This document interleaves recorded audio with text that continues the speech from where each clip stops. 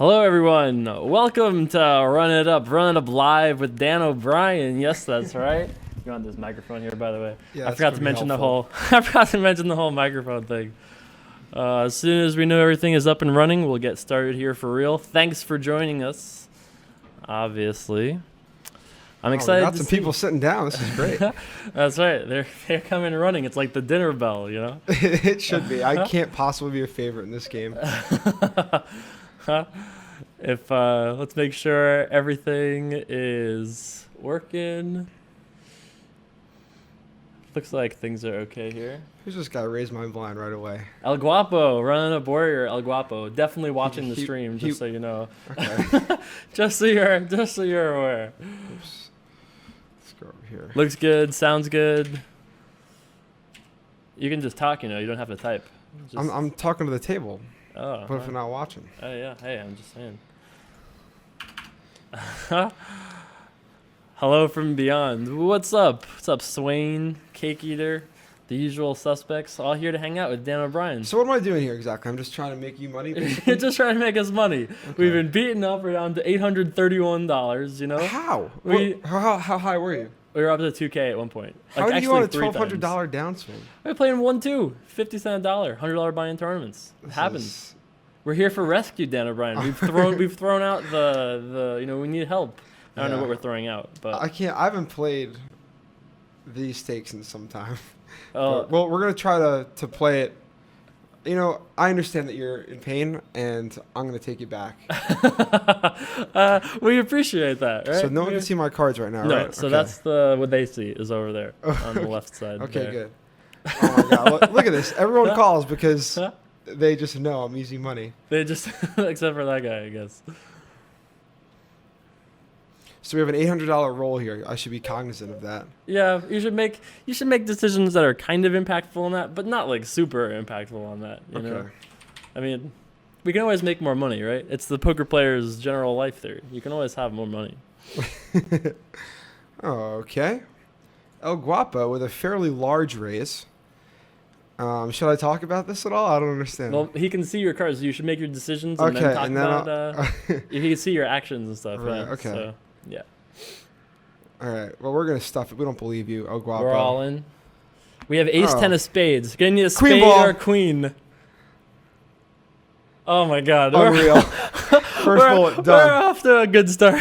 We're off to a good start here, kids. Okay, down 50. But I mean, that's obviously totally fine. We had nut flush draw, and we're gonna beat his flush draws, his straight draws. He's pretty aggressive. He has he also will check his fold sometimes. With that raise size, I think he's gonna have some draws in his range, which we're crushing all of those. That's right. And except I guess like a 3 in spades. If you had 7-8 of spades, are you more likely to call there or to shove? What was it 3-4 on the flop? I don't even know. I think it was 3-4 jack with 2 It's a pretty spades. big raise for me to just go with it. I think with 7-8 of spades. Yeah. You might even be able to fold. Yeah, I think I'd be more inclined to just flat call with a lower flush draw. I think the reason why that hand's such a slam dunk all in is because we destroy all his other draws. Right. We crush all draws, and hopefully, I mean, he actually has, besides a set, it's like the worst hand that we can see. Is ace jack? Yeah, because I no longer have an ace. Right. What is LRR? What does that mean? Limperay re-raise? I think that's they're coming up with some good ones these days. These kids with the internet slang, It's this. Who's he talking to? The Moon Girl shows up and says, "Jason, let me know when you're ready to tap me in. I guess just in case you run it down here, we have a backup ready to go. In case we need the Moon Girl to take over." Someone said that's how we are on a $1,200 downswing. That's it. But what? You can't lose all those. It's ridiculous. That's how it happens. Well, you're playing with at least 2 run-it-up warriors right now. Doc August, also a member. So I should have moved this, right, to show that I had ace 10 of spades. Yeah. If it was me, obviously, I would move it so they could split it out. But I mean, I'll just tell you guys what I wanted to make sure that I wasn't going to do it before when you could still see me. Yeah, right. But no, once you're all in, you can just grab the picture and slide it and put it back. It reacts very quickly. So I was I thought I was actually going to start talking about why I was going to shove, Right. beating his draws, etc. Yeah, right. Which would have been. I'm glad you didn't. Yeah. However, when Danielle was here, there was a flop or something, and I was like, well, we flopped ourselves a it was like very obvious, but thankfully it didn't make a difference. Okay. At least so it didn't. So what have you been up to? I feel like it's been a little while. Well, I've been making money and then losing all of it, so Okay. it's been an interesting couple weeks. Yeah. But yeah, now we're just gonna figure it out. We got Now- the series coming up. Now we're playing quarter or half dollar. Yeah, so things are ugly now. Yeah. We're back into the quarter 50. Yeah. Wow, I can't even believe. Let's see. A lot of questions here. The people are excited Yeah, I for Dan should ask. O'Brien. No, You should no. answer some of these I don't people's think they questions are. here. All right, this guy says, Dan, how does it feel to never attorney? Hey, jackass. That doesn't make any sense. I Be imagine, nice, I Dan imagine O'Brien. he means win, not cool. It doesn't feel good at all. It feels awful. It I keep doesn't. losing them. Yeah. But do you see how? Do you see how they got me in LA? How did they get you in LA? This You is did- LAPC? Yeah. Yeah, right. You got 7th, right? Yeah, I got 7th. I bubbled the final table, or the Yeah. You know, the fi- TV the final TV table. final table, right. but also kind of the real final table because the event went 6-handed with 36 left. Oh, yeah, right. How'd you like that, by the way? Because when I final table, they didn't have that. I think it's a really good idea because a lot of times this is kind of a tight fold, I think. But this guy threatened to No, LRR they my can't- face off. They can't see your cards. If I they know, want. but I don't want to say what it is because people are watching. That's I had right. I had king 6 suited. People will see on the YouTube stream. The way that this works is Okay. that on YouTube, people can see with hole cards, but on Twitch, they can't Okay, see. it's a little bit nitty sometimes. I can 3-bet or even call, but it's this guy. Like I said, he threatened me with something I'm still not quite certain what it means. So we're just gonna let that one go. So how did they get you? So I was dealt the aces on the first hand of 7-handed play, Nice. which is pretty good, Yeah. as you would imagine. And I was, I think, probably 4th in chips, but right around 3rd or 4th in chips, sitting pretty well with 2.1 million at 15 and 30,000 blinds. Wow. So really deep, 70 big blinds at that point. Yeah, and that's why I like the 6-handed structure because you have a much less miserable second to last day Sure. because you get down to 6 quicker than you would if you were playing Right, full people ring. bust out much faster when there's less people. Obviously. Right. And then you have a little bit deeper final table, which sometimes means you're going to be there forever, but a lot of times you were going to be pretty short at the final table because things were so nitty on the bubble. Right. Right. So I actually really like this. I think it's good for the game both ways. When I made the final table a couple of years ago, there was like 2 of us that had like 12 big blinds. I mean, it was way shallower when we made the final table. Right. This final table was really deep. Super I don't deep. even know when it ended, but I imagine I think there were super deep heads up, but Yeah. I think since Mormon 3-bets and 4-bets every hand, Every hand, right. it goes a little quicker. Sure. But anyways, we get to the final table. I have a great seat. I have Mormon on my direct right, which is The perfect. best seat. Yeah, because Yeah. he's great and he's going to be 3 and 4 betting a lot, which gives me a lot of opportunity to take advantage of that, Of and course. also to not be abused by it if he were somewhere else. Sure, sure. So that's ideal. And then this kid Mike Rocco is 2 to my right, which is also great because he's interesting to say the least. He does some really odd things at the table, some of which I don't think are good, some of which I think are really good.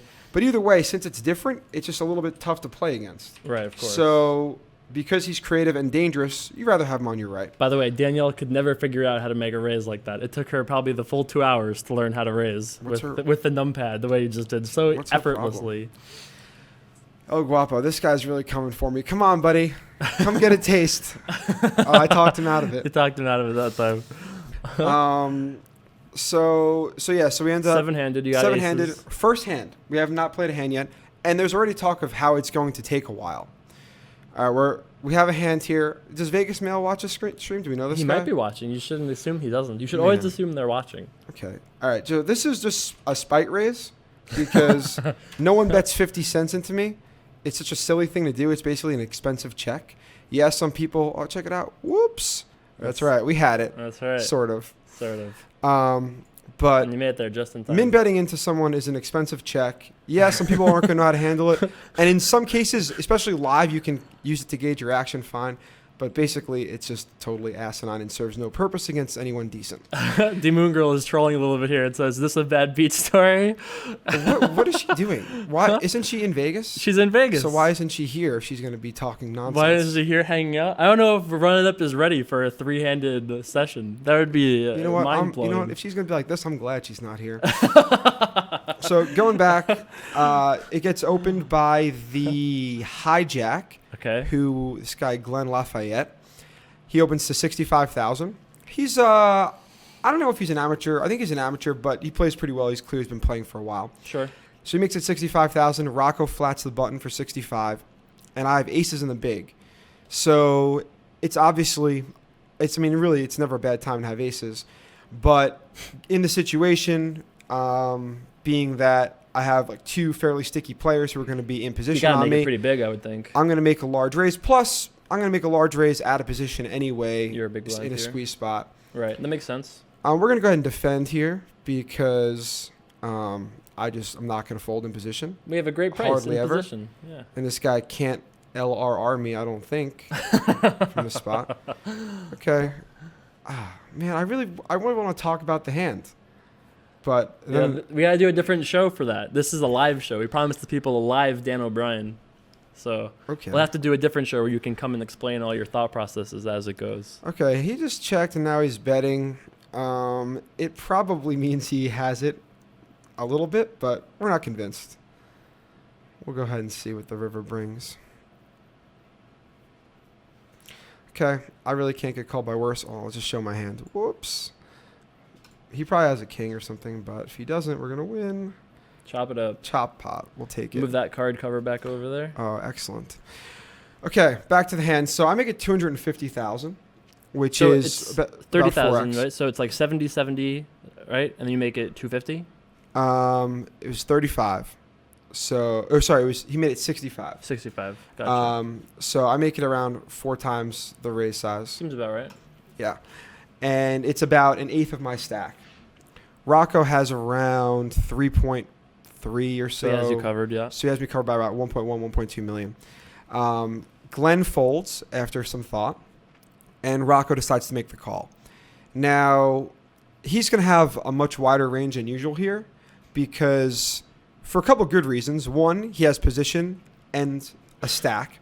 Sure. But also because we're 7-handed and on the TV bubble, and because of that, I'm going to be under a little bit more pressure. Right, of course. There's another money jump at that point.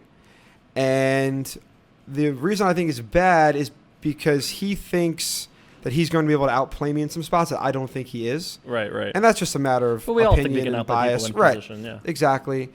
And I just, he probably thinks that I'm going to be a little bit more pliable or manipulatable. Right. Is that the word? Yeah, I understand what you mean, though. Than I am because, yeah, I'd like to make the final table, but I'm here to win the tournament. There's $1 million for first. Right. So pretty significant payouts between, 7th and 1st. I mean, 7th was like 90,000 and 7th 1st is was 137. If you can carefully drag your picture down just so they can see your bet sizing a little bit. Okay. Oh, Very man. slowly. Oh, boy. I There almost you gave go. it away. I almost gave my There you hand go. away. What happened to the StarCraft precision bet sizing? It's Clicking over. there. I don't know. I quit StarCraft. It's all over. Anyway, okay. So he calls. So he decides to call. Oh, hold on. Sorry. In the middle of a hand. It might take me forever to get through this one. Let's see. August. Okay. I've done this a couple times. I don't think he's going to be that strong. We're going to find out. Let's see, Doc August. How strong are you? By the way, guys, we're going to do lots of questions later. We're going to talk a little bit, and we'll have plenty of time for Q&A and such. Yeah, it's hard enough answering Jason's questions while I'm trying to not run it up, but just to get even. He's right. Run it even. Talk to me. It's a hard thing to do over here, Okay, this is an interesting spot for him to call out of position. I mean, I gave him a decent price, but not that great considering gave him that a pretty we're good somewhat price. shallow. He had to call 8 to win 20. That's not bad at all. 8 to win 19. Yeah, so he's getting 2.5 to 1, but out of position, and he only has like 1 point. Us 3 running up pots warriors behind. don't care about those things. Hate to Okay, see so that. we're gonna bet some. Yeah, it's kind of a similar bet. Let's put a little pressure on. I'll probably bet this amount with my entire range. Yeah, I was gonna ask that question, but I don't know if you should ask that now or later. Yeah. It's not a great board for my range, but It's not one for his either, though. Yeah. Yeah. So we're just gonna bet something. There shouldn't be too many hands that he would play this way. We got it. We got the aces. We got it. Oh boy, Oh, he didn't boy. believe me. He didn't. He did not believe me. All That right. is clear, and he has no outs. That is really hard to do. Cover the against cards. me. Cover the cards before you Okay. start victory chatting. Okay. Whoops. There you go. Thank you. Lucky. So that's how we won with aces for $50. There you go. Unfortunately, We're still down. $2. as you'll see at the end of this story, the last time we had them, we lost $300,000 American. So Yeah. So I made the raise.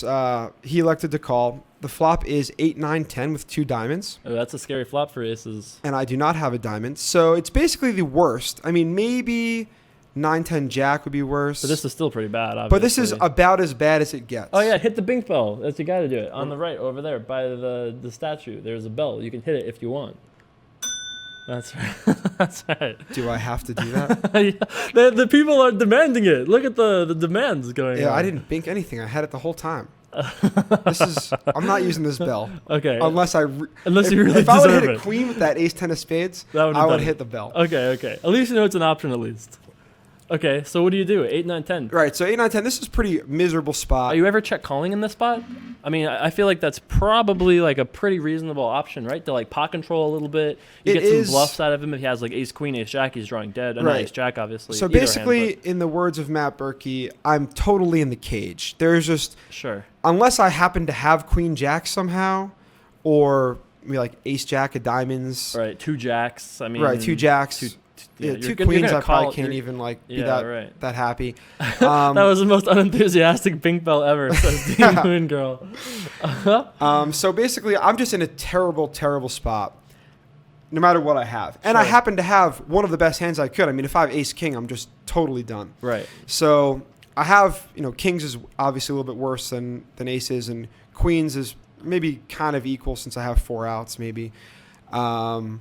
So I'm just not in a great spot, and I think I just have to check here because if I bet, he's just going to raise with pretty much total control. Right. I mean, how much am I going to bet? I need to bet a pretty big amount for him to not be able to raise light, and then I've just risked a lot for him to just raise every time he has it, Yeah, of and he can course. have it a fair amount of the time on this board. Yeah, absolutely. So I did decide to check I like that. and see what he does because maybe he has something okay and he wants to play it slow also because Sure.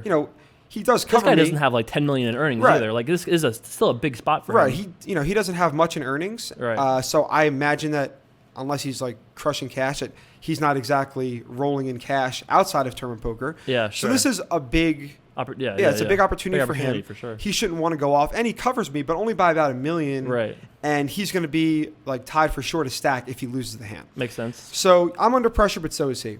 So I like to check. He bets 175,000, Got a call. which is really a good bet size, I think, because if I have like ace king, I'm just going to fold and he's going to win with whatever he has. Right. So he should be kind of betting small with his entire range because I'm so handcuffed.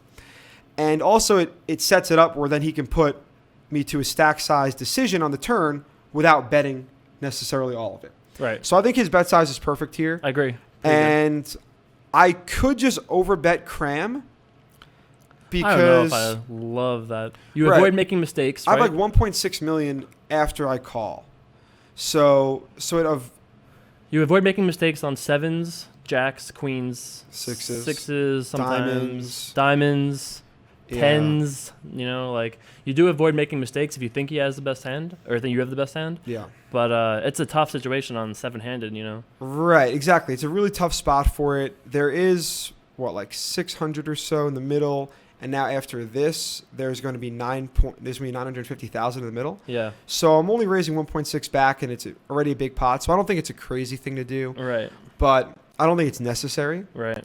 And since he did bet so small, I think I'm better off just hoping for a safe card Yeah. and continuing from there. So that's what I do. I decide to make the call. And the turn is the king of clubs or spades or some other black king.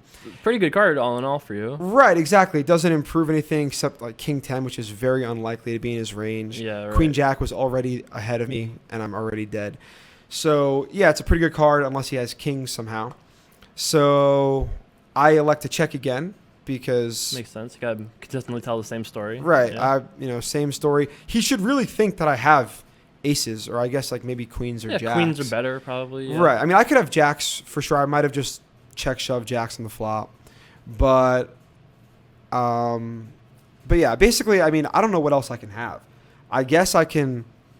I don't think I'd ever play could a have, set like, that way lost or your two mind pair. or- right, I could have yeah. like ace 10. Right. That's a possibility. I think But it's gonna call pre-flop though so often. But right. yeah, so okay, but there just aren't that many hands I can have. I'm kind of playing my hand face off, but I really don't see much of a choice. Sure. So you start with the check again, and he bets here. Right. So I check. He bets 400,000, Okay. which is 25% of my stack. Right. Raising this one up. And I sat there for a while because it's a pretty brutal bet. It's like exactly what I knew was going to happen, but once he does it, it just really sucks Right. because there's just very little that I can do. I just have to shove or fold, I agree. and he knows it. And he's able to risk 400,000 for me to risk 1.6, Right. which is very annoying because that's good. You know, that's Yeah, a it's great spot for him. Yeah, putting a lot of pressure on you for sure. Exactly. But I'm out of position. I mean, there's really not much I can do. Right. So I thought about it for a while. There's also some externalities that kind of Made you lean suck for me towards- because yeah. life-wise, I mean, making these pay jumps is all really good. Making the final TV tables final is table good. is good. Yeah, Right. for sure. That's And- it's a big bubble there. Yeah, to, and there's like, something we can discuss it I guess later, but there's like a really big, basically seventh is like the we worst bet possible $7 payout for here, me. by the way. $7. And look, sorry, Doc August, we didn't have it that time.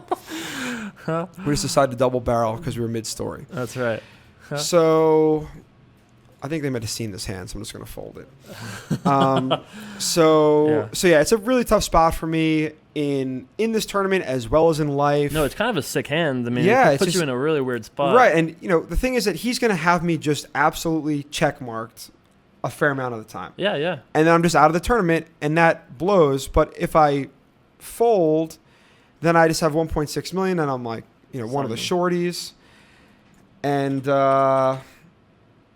it's pretty much every spot sucks. So I just tried to think through like very mathematically as to what I thought his range is, what I thought he would bluff with here. Right. And basically, I just think that he's a little bit too How do you think he outside his plays? mind. How do you think he plays Jack 10 suited in this spot on the turn? We're gonna call here, just to get away from that for a second. Yeah, Jack yeah. 10 suited. I mean, he definitely should be. Not should be. I mean, I think he bets a fair amount of the time Yeah. because he knows he doesn't have that many outs, and he knows it puts me in such a bad spot. And what can I really continue with? Right. So it really, he just puts me in a terrible spot with like every hand, and he should know that I have a really good hand. Right. So I think even unless he has like a pair and diamonds or something, like unless his draw is enormous, he should just continue to bluff. I think. Yeah. Even with like if he has like you said Jack 10, I don't think that hand has enough equity to forego bluffing here. I think bluffing is better because that's how Even many, if he thinks you have like queens, aces, or Yeah, because that's how kings, many just hands I hit have a to king on fold. the turn, obviously. right. So if he thinks you have queens, if he has Jack 10, it makes it harder for you to have jacks also. True. So that means you probably have queens or aces. Right. Is he really going to think you're going to fold that? I mean, I think he might- might check that back. Maybe, but he might think that I have. Well, queens is pretty tough because now I can actually be behind. Yeah, right. Or at least a little bit more often. But even aces I might fold. And I honestly, I almost did. I mean, I don't know how many times I might only fold 1 out of 10. Right, yeah. But I definitely took my time and thought about it with So- aces, which is like definitely the top of my range or close right, to it. Right. So you shove. So I decided to check shove. And he just like pretty quick was like, I call. And You're the like, way "Oh he my called, God." I didn't think he had a set. Yeah. But it definitely felt at least like 2 pair because how else are you just snapping me off? Yeah. It's just Well, he had time to decide what you're thinking. If he's I- any good, he should be deciding yeah. anyway. But and what did he show up with? he has king queen of diamonds. Oh, that's a sad spot. Yeah. That's not the hand you really want to see. It's kind of a crazy bet from him, I think, on the turn because he should know that You've got aces or queens like a ton. Like I could even have the other 2 kings. But like you said, maybe he thinks he'll fold aces in this spot. And if that's it's true, possible. And his hand is has a ton of equity. I don't know. It's kind of it's an interesting It's spot. a really interesting spot. It's super high variance, and I don't think necessary for him to be betting king queen of diamonds here because right. if I am playing, then he is behind Right. and likely a reasonable amount behind. Sure.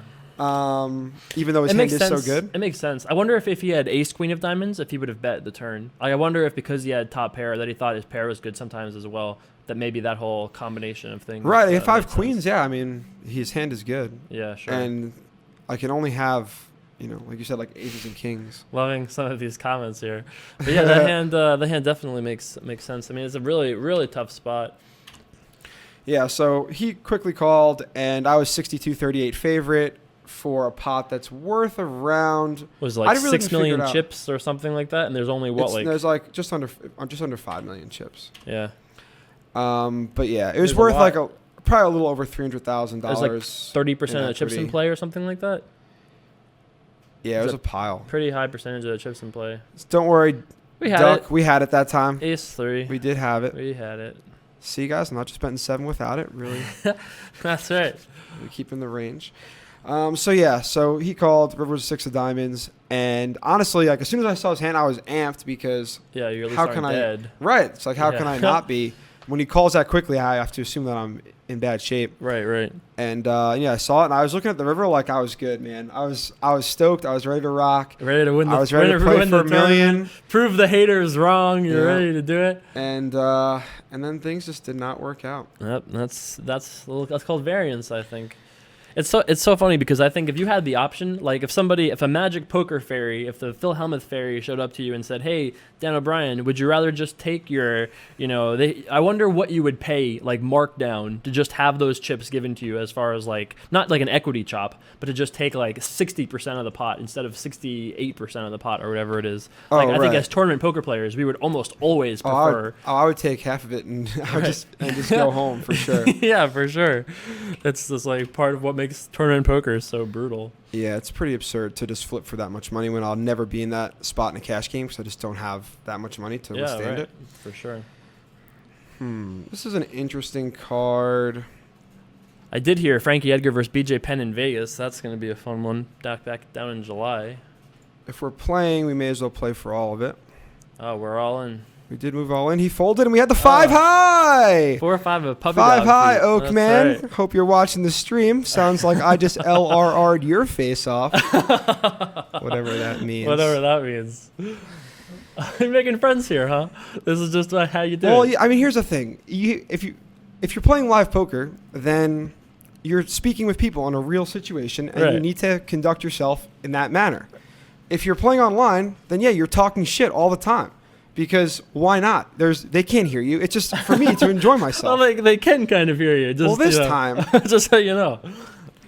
But generally, that's what's so much fun about playing online. You say the most absurd things to people that I can't even say on the stream. Right, of and course. And no one hears it, so it's not even bad. It's just in my head and then out. So to you, this is like a top 3 element of online poker and why online poker is amazing. You should hear, especially when we're playing like StarCraft, how many... I have heard that many times. That's true. I've heard the StarCraft yelling many times before. Basically, my roommate and I, when we're playing StarCraft, everyone is a pussy. Everyone that we're playing. And same thing mostly when I'm playing poker. It's like, oh yeah, nice raise, pussy. Like, I got you here. But obviously, I have no problem with these people. That's just the mindset you get into. Yeah, right.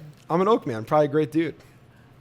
Oh, I shouldn't make it any bigger, right? Yeah, it'll mess up the thing a little Okay. bit. Rami has asked some questions here. The people seem like they're jonesing If you could ask for them it. to me, that would be great. Let's sure. I'll read them. Just it makes life even easier. You can play. I'll read the questions. If you have some questions for Dan O'Brien, you can fire them out. Only here. reasonable ones, please. I get enough. You want poker questions that you're looking for? No, any ones are fine. But there's fitness questions? there's there's always like a couple of guys on Twitter who just talk shit for no reason. I wonder why they do that. You're always so know. nice to people. First of all, I am very nice to people, so I don't like the sarcasm in your voice. Oh, that's actually a great question. I heard some story about how you got kicked out of a bar a couple days ago. Something about dancing too much. What's today? Today is Wednesday. So yeah, night before last, kicked out. It was ridiculous. Really, I personally left on my own accord because the guy said, you can either leave on your own or I'm going to kick you out. And I said to him at first, I said, I think you should kick me out because this guy was a total dick. And he had already kicked Phil out. Yeah. Literally for dancing. And all right, so basically the story is we're at O'Shea's, we're having some drinks, It's me, Phil, Danielle, and a couple guys from Ultimate, including Dustin. Yeah. I think that was pretty much it by that time. But yeah, we're having a little dance party, and somehow a circle forms around us. So this is just like your normal Monday night activity. You're just out. This is St. Patrick's Day. So you're just out dancing in a circle with a bunch of friends at a bar. Exactly. So we're dancing, and there's like a circle forms, and like we're in it like one at a time, whatever, sometimes two at a time. And it goes on for about 10 or 15 minutes. Everyone is having a great time. And then two security guards come up and get right in the middle, and they say, "That's it, we're done. Cut." As if they were filming a movie. And so basically before anyone says anything, Phil and Danielle are both dancing on each security guard, like grinding on them. Like they've included them into the circle? Yeah. Okay. So no one is stopping. It's a real dance free-for-all in there. And what do the security guards do to that? Oh, they're not happy. They're not happy. to say the least. They're not happy. Okay. So basically, they're kind of like going back and forth a little bit. It's Phil Collins. The question is, right? USC Phil. Phil Collins. So I think he kind of gives Phil an ultimatum, and Phil continues to dance on the guy. So he escorts Phil out. They're telling me, and us, I suppose, that we can't block they need to create a walkway. But we're just dancing. It's the other people that have formed the circle. So Yeah, move sure. the people in the circle. Why would you attack the middle of the circle? This is where people are dancing anyway. Doesn't make any sense. Right. So I'm trying to explain this to the gentleman. And he looks at me and says, "Well, if you don't like our rules, you can get the hell out of here."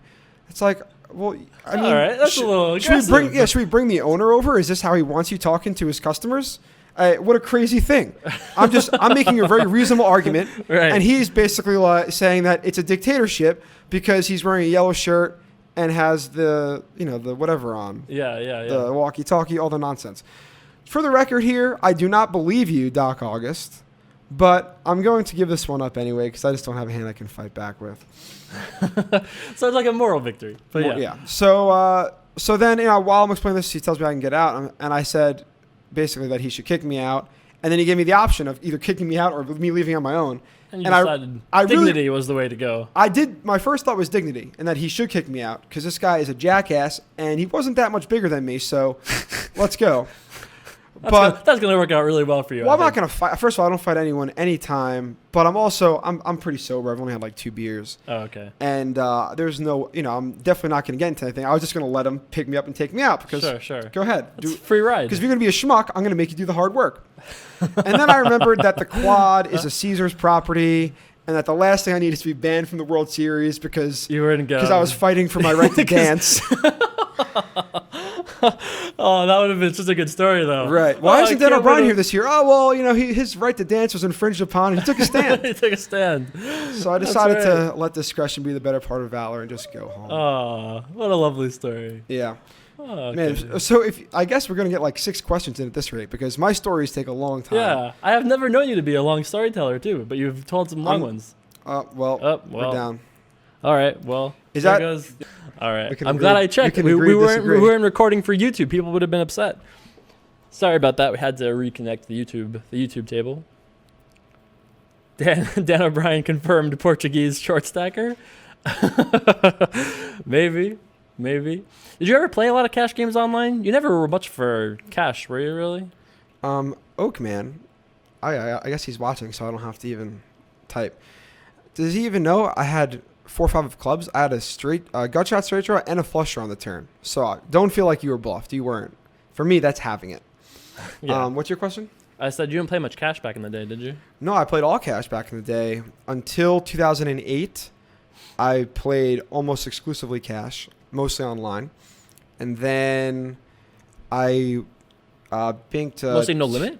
Mostly no limit, yeah. Pretty small, mainly, but I just multi-tabled like crazy. Yeah, right. So I did all right. And then I played a 2K at the World Series and came in third for $200,000, which was nice. Another bad beat story, but we'll let Blair Hinkle tell you that one. Eventual winner. Yeah. That was another annoying shorthanded situation because the gentleman who came in second was so tight, like way too tight, 3-handed. Sure. And Blair is so aggressive. And it creates a weird dynamic and he had more chips, so it's like I'm just getting constantly punished. It's on you, sir. We're gonna go ahead and let this one go. So that was annoying. But anyway, I took a pretty. I lost 8s to 6s to go out in third to Blair for 200,000. But still, 200K was enormous for me at the time. Yeah, sure. And then I started playing some tournaments, and I lost I think 50,000 in like 2 weeks. Playing tournaments? Yeah, well, it's the end of the World Series. End of the World Series, yeah. And there were still 1K rebuys then. Yeah. So I lost like 12,000 in a 1K rebuy. I lost the main for 10.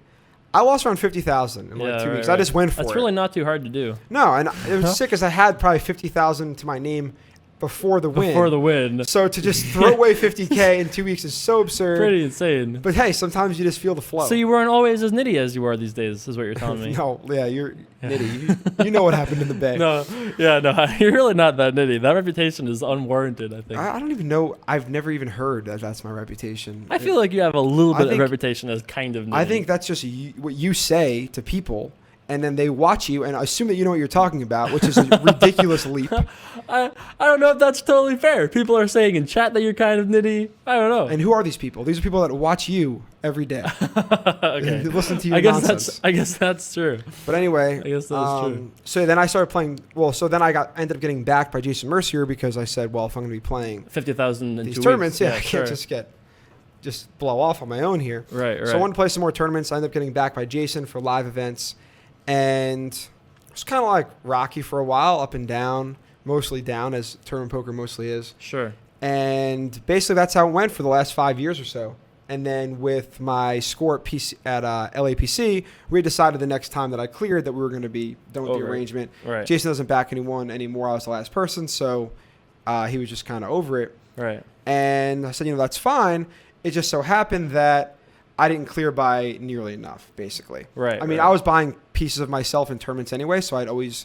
had some... I'd always be invested and always be winning and losing money, but I just didn't have 100% of it. Yeah, that's one of those like weird things about poker, that if you're just like a pure poker fan, you don't quite realize like how the economy all kind of works out and like who supports who, and that like sometimes guys that cash for things doesn't really help them as much as you would think that it helps them for. I mean, it's kind of a weird dynamic. Right, and also, I mean, people... First of all, I didn't really bitch much after I lost. I just merely... shared a little bit of my frustration. Yeah, sure. But I mean, it's brutal. Anyone that gets that far, to get that far in the tournament and get seventh is... Yeah, and then some people, it's like, oh, well, you started out, you turned 10,000 into 137. And you were also the shortest stack coming into the day. Right. Yeah. But first of all, number one, I didn't get 137,000. I hate to break it to you. Yeah. And I hate to break it to myself. But also, even so, that's less than 14 buy-ins. And right. If you're just ripping off 10Ks. Even if that was your only, even if they get all of that between the California tax, which takes out like 7% or something, plus the regular taxes takes out 30% or whatever the number is. Right. So you pay a lot of that, just generally speaking. Right. And then I went. So the next week I went up to Bay 101 totally on my own. Right. For the first time in 5 years, and I was feeling pretty good because I've been on a little bit of a streak as far as tournaments go. You've done well there in the past, haven't you? Didn't you final table that a couple of years ago? Yes, I've done well at that casino. It's a great event, a lot of fun. That was an 84 bounties too, are great. I'm in the middle of a story as per usual. But yeah, it's a great tournament. A lot of value. I've done well there in the past. I've been doing well for the last 2 months or so in tournaments, except for PCA. So I just figured, hey, let's just rip it. And I could have sold action, but I didn't really want to. I just had all my own action. Yeah. And I wanted to just go for it. And I did, and it went just awfully. I lost, I played a 2K, which lasted less than an hour. And then I grinded all day on day 1A, starting with 30,000, and I never got over 33. How absurd is that? And I grinded for 10 hours. Wow. Which is so frustrating. Yeah. And so taxing. That is not fun. And then I eventually lose basically a flip on the flop where I had, a pair versus 2 overs in a straight draw. And that was super frustrating. And then the second day, or day 1B, started out pretty well. And then I just lost 3 straight absurd hands and was out. And then that's it. I'm just out $17,000 plus the cost to get up there. Right, plus the expenses. And that's kind of a lot of money to just blow in 3 days. And then especially with, the Florida tournament coming up. Lots of stuff coming up. the Blasi or the Borgata 15K now. How's people are asking, and I'm curious too. How are you feeling wrist wise, health wise? Are you playing any sports again? Or are you still taking it easy with that stuff? I'm still not. I hope to be back playing hockey in 2 months, but I'm gonna be on the rink just like shooting around a little bit soon. How are your knees doing? My knees are great. Your knees are great. Your Yeah. wrists, one wrist. It's is so fine. absurd how many ligaments I've torn. Yeah, very it's unfortunate. Very absurd. So yeah. I mean, I'm looking at the bruise you have on your hand. I mean, that's pretty nuts. The It scar. looks like. Yeah. Where's like the camera? Right in front I need of you. like. It looks like a. Yeah, down other side. Yeah. There we go. There you go. Looks like I got bit by a zombie. Zombie apocalypse. It's a real thing. Dan has been folks. infected. Beware. That's right. So that's basically where they had the screw in my wrist to keep it steady for a few months, and it's just a real pain to get all the motion back and then the strength. Right. So I've gotten a lot of the flexibility back, and it still hurts sometimes, but I'm back to being able to lift at least some weight with my upper body. What happened to your wrist? Good question by Thump here. I tore it playing hockey. I got kind of bumped into the boards in a really weird way, and it hurt a little bit, but I didn't think it was torn. I didn't find out for a while. So oh, really? You didn't immediately know it was no, hurt? I knew it was hurt, but I didn't know it was torn for like 6 months. Right. So that didn't help either because the ligament doesn't really last that well. But anyway, we got it fixed. Hopefully I'll be in good shape to go from here. And what's important is that I'm lifting upper body again because I need to win this bet against Benefield. Because What's the bet? Especially after, let's see. Am I going to call you? Yes, Bob Marley. You're going to get called. Off to the flop. Wow, you go. Guapo folds. I definitely did not see that coming. I just assumed he was calling. I would have assumed he was calling too. Yeah. But we're just gonna go ahead and show this one off. We tried to hit a set. Didn't It quite was do thin, but we went for it and we didn't get it. Do you have any like rule of thumb for that spot? Like as far as like what you look for as far as stack to pod or anything like that? Generally, it really depends. A lot of times I'm gonna look for. If I'm deep, I'm gonna be looking for like 15 or 20 to 1. That deep, really? Yeah, but when I'm shallow like this, you don't really need that much because as long as he has something, you're gonna get it in almost always. So you actually, when the stacks are short, you can actually get. It's kind of a paradox, I guess. Yeah, because you obviously won't be getting as good of a price because stacks are shorter. Right. But because you're going to be getting it in so much more often, you can actually do it with a little bit less odds. So. You're 7.5 to 1 to hit. I'm looking for like probably 12 or so. Okay, yeah. But I was only getting around 10 to 1. But I figure El Guapo's going to call Which too, helps like the almost price. always. Yeah, and right. there's some money in the pot, so. Makes sense. Plus, I don't really care for $5. I just have to try to hit it.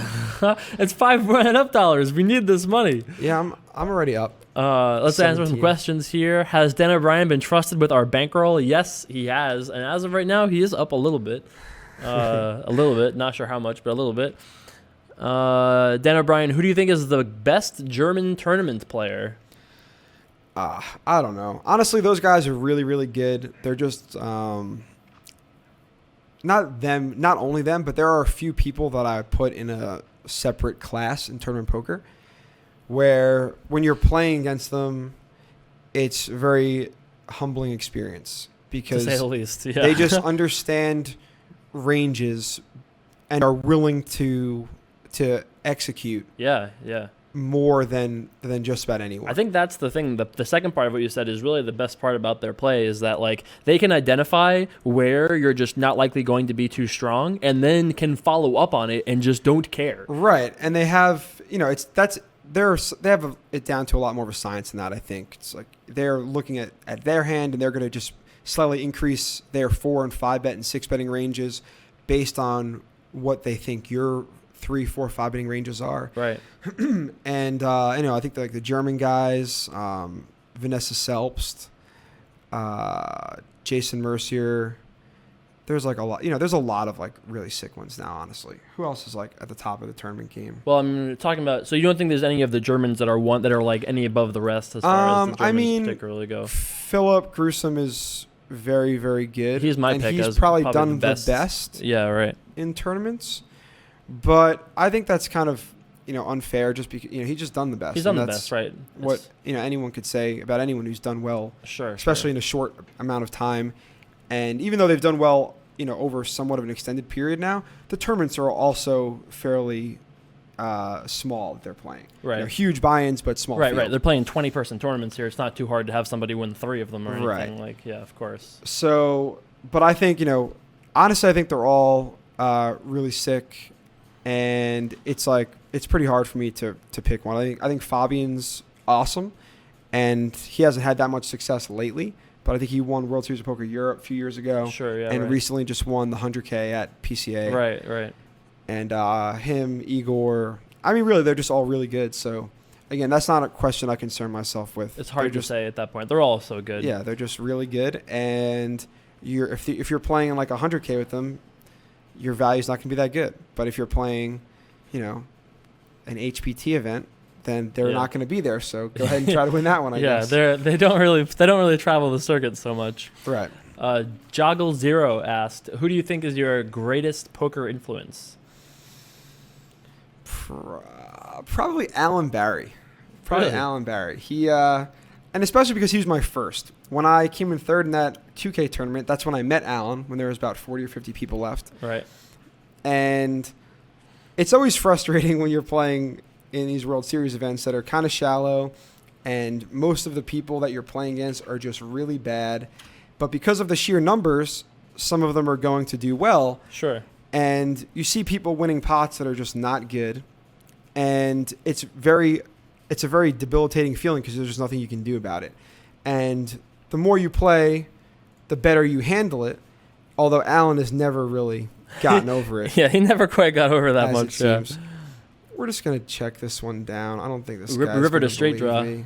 I know. I don't think he's going to believe me. We have Jack 10. I probably could have gotten him. You might have got river. that one. It's already gone. gone. Jack 10. Too late.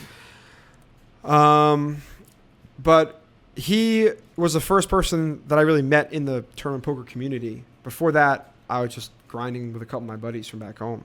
So Right. he was the first person that started to open up my eyes as to when to 3 and 4 bet Like light. the deeper strategy of Right. poker, yeah. And like when to represent hands, because before that my strategy was very basic. Yeah, every once in a while I'd try to represent something here or there, but poker was in such a state that it didn't really make any sense to try to bluff people like ever. Yeah, right. You pretty much It's just more like play solid, right. get value. Yeah, it was just you play some more hands pre-flop than most people because you're going to be a little bit better, especially in position. And then because you're playing more hands, people are going to want to pay you off. Right. And that still holds true to some extent, but especially back then, it was just people don't fold to anything. So why are you trying to bluff them? Right. So basically my strategy was, get thin value when I can and mostly just bet good hands. And I guess I hadn't really needed to go out past that. So I started talking to Alan, and he was a little bit of a nut job with some of the stuff that he was doing, getting away with. Was he already friends with Jason at that point? Or No. he was mostly away from that? Right, yeah. I met Jason through Brent Hanks because Jason actually he backed us both at the same time, but he was just going to back Brent and then decided to back me as well. Got ya. And then I kind of brought Alan, I guess, into like that circle of people. And I don't know if he had known Jay or not, but Alan was backed by someone else and had hung out with us just a bunch. And then eventually, Jason decided to pick up Alan, which has been a hilarious friendship ever since. I think this seems like a pretty good time. We just recently, literally as of today, I got these sweet new posters that we'll be able to give you guys. It's going to be an amazing thing. Just wait till you hear and see this whole process. I have an artist that does these. These are like really good. My mental creations that turn out into these things. So what we're going to do is we're going to give 3 posters away on stream today, signed by myself and Dan O'Brien. I'm going to get Dan to sign them too before he leaves. Are you sure that anyone cares? Yeah, people care. Trust me. This is really cool. Yes, you can. This one reminds me of The Last Samurai. The Toshiba one, that's right. Which is a great film, despite the fact that Tom Cruise is white in The Last Samurai somehow. But I actually really love that movie. I don't think I've actually seen that movie. Well, you should. Well, I kind of ruined it for you. So, hey, Great Torp, if you could fire up the giveaway thing, we'll have our first. If you could type the instructions, that would be sweet. So there's going to be some way that if you're watching this live on stream, we'll be able to give away to you guys. Andre Greytorp is going to post something in the chat window where you have to like type a thing, and then you'll be entered into like a lottery thing, and there's Wow. a process. You're gonna get sued. These rules are far from clear cut. I'm not really sure how this works, but Andre will tell you, and then we'll sign it, and it'll be great, and you'll have posters, and that's it. Signed J. Carvalito posters. Yes, that's right. Yeah. So cool. How's We'll running get up been that going? started. Besides the fact that you just Haven't lose been money. running it up. Yeah. It's been going fun. It's been going good, man. I mean, like, there have been so many like cool things that have come out of Run It Up that I never expected. Like all the UFC things, and I've had a lot of opportunities come about just by doing videos 5 days a week for the last 9 months. Did you appreciate my live Run It Up on day 5 of the LAPC? I appreciated the fact that you were held on the whole day. That's right. I don't know. You ran it up, but I ran it up pretty. Listen, buddy. I took 128,000 over. Oh, 2 that was million. your last day. Yes, that was a good day. Yes, I thought you meant the day before that, No, which the day before was didn't brutal. seem as good. Yeah. Dan, I heard you. I don't think that's true. You ever tried to dance with a bear for a bet? That's not true, right? A bear. Yeah, probably not. I don't know what that means. Oh, you gotta type in. I see. If you wanna get a chance to win, you have 5 minutes to do ! Dan Carver if you're watching this on stream, and you can win a poster. We'll sign it, send it to you. If you've already won one, I don't know. Maybe look at all these people that are excited and happy. You can only enter one, so don't bother entering more than one time. And wow, look how excited everybody is to win a poster from Dan O'Brien.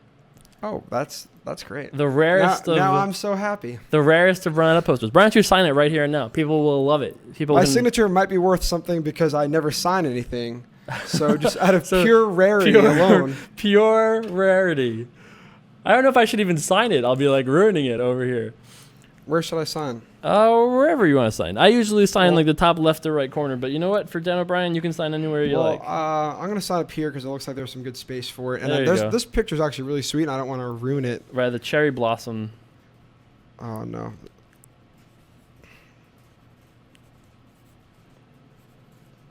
The beautiful signature has been made. You guys can win this poster. All you gotta do is. What is wrong with this Bob Marley guy? Come on, buddy. Just let me see you flop. He's sick of your nonsense, I think. Any particular reason you're the fireman avatar? You just felt like you needed to. I used to be a volunteer fireman. Oh, yeah? It's a badass avatar, so we went with it. Eventually, I hope to be able to put my face under the helmet. On that, yeah. That's what we've done with the leprechaun. Pretty much, we've made it our own. We've taken over that avatar more so than any other avatar in the history of online poker. I feel like we've taken over the leprechaun. So you're the leprechaun, but you didn't join me for either of my St. Patty celebrations. Can First you of explain? all, your first celebration was at 11 in the morning on Saturday. It went all day, but yes, it started at 11 in the morning. Yeah. Well, it wasn't gonna work. It usually for me. starts at 8. This was a late year. This was, maybe we'll have to figure this out for another time. I don't know. I sleep weird hours. I was asleep by like 5 p.m. on Monday. It's not for me. I'm glad you had a good time, but it's not for me. So, but if you go to sleep early, that means you wake up early. Yeah. Which means at 11 a.m. shouldn't really be an issue. It should be like the middle of your day. No, that was a different sleep schedule though. That was like 2 days before. You don't understand. Okay. This all right, week I'm done. I'm sorry I asked. Okay. I don't want to know any more about it. It's fine. We've done this quite enough. Wow, JC Tran about to ship the Rolling Thunder WPT? How close is he to doing that? I didn't even know that was the thing. I know that he's was at the happening. final table. I know that someone else had a lot of chips. He's really good, man. Have you played with him much in your history? I really haven't. Maybe a couple times, but I really don't know much about his game. I feel like he's just like always makes like the right decisions. I feel like it's, Yeah, I played with him like a while ago at the series, but I haven't played with him in a while. I don't think. But yeah, he's quite good. I wanted to play that tournament. It was it looked like a great event. But yeah, right. After busting A and B, Yeah, you were too. I would have had to sit up there for 3 more days before. Oh, he heads up with a chip lead supposedly. I hope he wins, man. I think he's a good ambassador for poker. I think he's got the right attitude. He's always, or usually been pleasant when I've seen him. I mean, yeah. I feel like he's definitely be a good one to win. Yeah, I wish I would have got to play that event, but I just I couldn't do it. I needed to come home, and I don't have anywhere to go until Florida. I was now, going to ask. so I'm just going to kind of hang out in Vegas. I was going to ask healthy. what was next for you. Oh yeah, so that bet. I think I've talked about it a little bit. The Raptor bet. Yeah. So basically, when I tore my wrist, or actually I tore it forever ago, but when I got surgery in September, that I was good for a little while still. I was just, going to the gym, working out legs, still eating well. Sure. But then I went to France and London and some other places in Europe and basically just ate awfully. And I couldn't lift, so I didn't really feel like doing cardio. And there's only so many legs you can do in those little gyms. Yeah, right. And I just fell off the wagon, basically, real hard. It was a dark time in your life. Right. And fitness-wise. basically every morning it was Benefield and I, as well as a bunch of others, all meeting for breakfast. And it was just crepes and Nutella. Just lots of crepes and Nutella. More so for him, to be honest. But things weren't good for me either. That doesn't sound like the healthiest breakfast. No, in it the was just universe. awful. And I got fat. And I was in really great shape before that. And I probably put on like 15 pounds in 3 months, which is really hard to do. So wow, that is nuts. yeah. Plus, my muscles are atrophying from not lifting. So it was a really ugly scene. And David and I decided that we just couldn't handle it anymore. So one day you guys are sick of it. You guys have just binged on Nutella. Right. The two of you are just like going in like the coma mode, and just like all of a sudden you just like have a breakdown, crying to each other. We shouldn't be like this. It was something like that. But we actually got we Okay. talked about it a little bit, and then it was hard to figure out terms. I didn't really want to bet at first because he wanted to bet like 100,000. I mean, he's a total psychopath. Yeah, that's insane. Obviously. Yeah. So it wound up that we came to terms where I had to get under 13% body fat because I was around probably 18 or so. Right. And I think that's doable for me, even though my body just doesn't, naturally want to be that low. And he has to be under 11% body fat by June 1st. Right. So, and we bet 25K on it.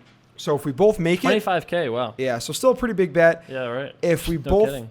both get there, then it's a wash. And that's the whole point. It's like basically to make something that's attainable. Difficult but attainable. Right. And You think you both will get there? Do you feel like that's possible? I've been working out pretty hard and been really good with my eating the last like 2 months. Do you guys especially. have to update each other honestly, or is that not a part of it? Okay. We're not trying to hurt the other one. It's basically just if you get lazy, you're gonna get punished. Right. Mutual punishment. Right. Yeah. And we're gonna go ahead. Oh man, I really want to call here.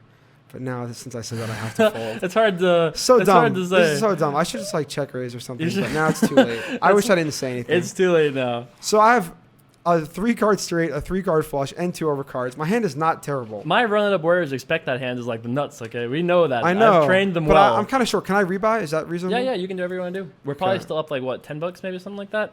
We have our very first winner though of the poster. Deep Dish 1 was our winner. 88 entrants. He happened to ship it, so congratulations to you, Deep Dish 1. If you could send me a message on either Facebook or Twitter or email dearjcarver@gmail.com, any of these things.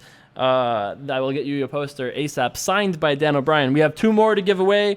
We'll be doing another giveaway in probably like 10 minutes, something like that. 6:15 Pacific time.